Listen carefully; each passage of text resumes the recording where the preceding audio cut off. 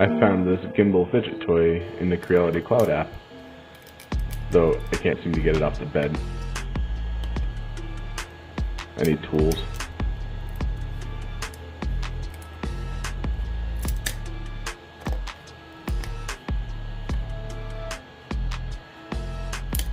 Get it cleaned up. Looks pretty.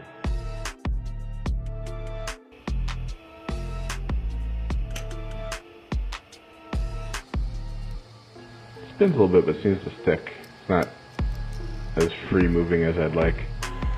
And I've been messing with it for a while, and it seems to get a lot smoother.